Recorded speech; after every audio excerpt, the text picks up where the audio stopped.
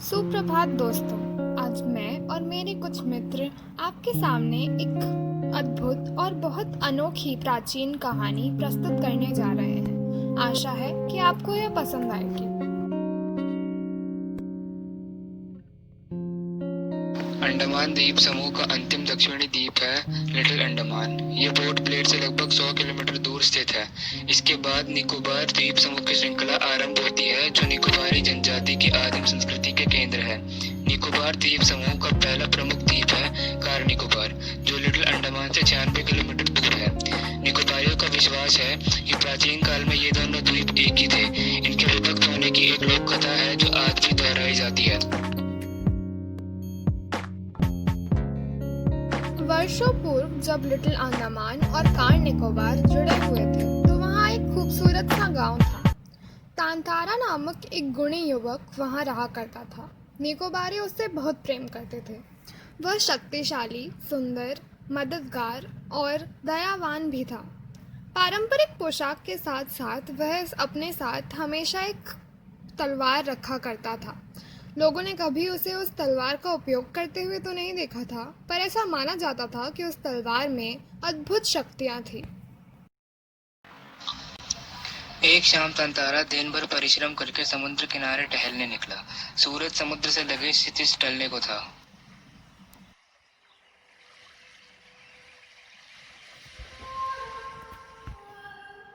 यह मधुर स्वर कहाँ से आ रही है? वह उस आवाज की ओर बढ़ने लगा।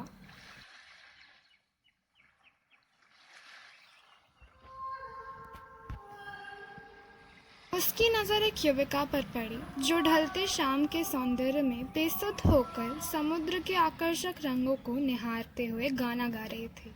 उसे तब तक यह ज्ञात नहीं हुआ कि कोई अनजान व्यक्ति उसे निःशब्द ताके जा रहा था। तभी एक ऊंची लहर आकर उसे भिगो गई, जिस कारण वह गाना भूल गए।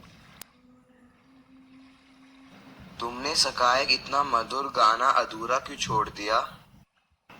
पहले बताओ तुम कौन हो? इस तरह मुझे घूरने और असंगत प्रश्नों का कारण? अपने गांव के अलावा किसी और गांव के युवक के प्रश्नों का उत्तर देना मैं बाध्य में नहीं समझती। यह बात तुम भी जानते हो। तुमने गाना क्यों रोक दिया? गाओ, गीत पूरा करो। सचमुच तुम बहुत सुरीला गाती हो। वामेरो ने बेरुखी के साथ जवाब दिया। यह मेरे प्रश्न का तो उत्तर न हुआ। सच बताओ तुम कौन हो? लपाती गांव में कभी देखा तो नहीं तुम्हें? तारा मानो सुध-बुध खो चुका था। उसने जवाब देने की जगह फिर से वही प्रश्न पूछा। तुमने गाना क्यों रोक दिया? गाओ ना। धीरता की हद है। मैं जब से परिचय पूछ रही हूँ तुम एक ही राग अलाप रहे हो। गीत गाओ, गीत गाओ। आखिर क्यों? क्या तुम्हें गांव का नियम नहीं मालूम? यह बोलकर वो जाने लगी। तब तारा को होश आया और वह गिड़गिड़ाने लगा। मुझे माफ कर दो। जीवन में पहली बार मैं इस तरह विचलित हुआ हूँ। तुम्हें देखकर मेरी चेतना लुप्त हो गई थी। मैं तुम्हारा रास्ता छोड़ दूंगा, बस अपना नाम तो बता दो। वामीरो। वामेरो। वामीरो, वाह कितना सुंदर नाम है। कल भी आओगी ना यहाँ? नहीं, शायद कभी नहीं। यह बोलकर वह लपाती की ओर दौड़ पड़ी। वामीरो, मेरा नाम ततारा है। कल मैं इसी चट्टान पर प्रतीक्षा करूंगा। जरूर आना।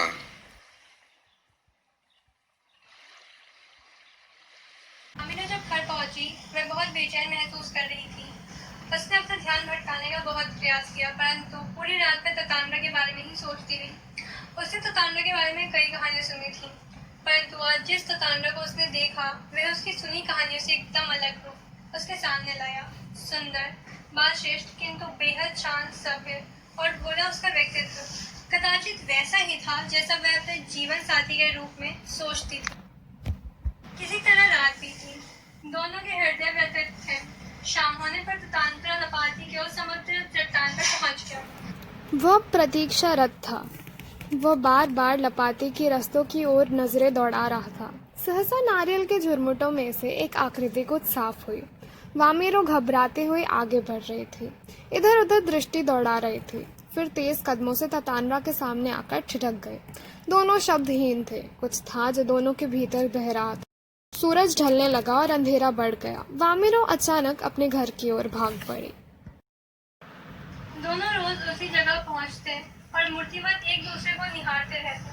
चपाती के कुछ युवकों ने इस मुख प्रेम को भाग दिया और खबर हवा की तरह बह उठी। कुछ समय बाद पास गांव में पशु पर्व का आयोजन हुआ, लेकिन तांतारा का मन कार्यक्रमों में तनिक न था। उसकी व्याकुल आंखें वामिरो को ढूंढ रही थी। वहां वामिरो एक पेड़ के पीछे छुपकर सब देख रही थी। तांतारा को देखकर वह जोर जोर से रोने लगी। शर्म नहीं आती तुम्हें? इतना सब कुछ होने के बावजूद भी तुम मेरी बेटी के पीछे पड़े हो। पता नहीं किस लिए तुम्हारे गांव के लोग तुम्हारी इतनी तारीफ करते हैं। सारे गांव के लोग तांतारा के विरुद्ध बोलने लगे।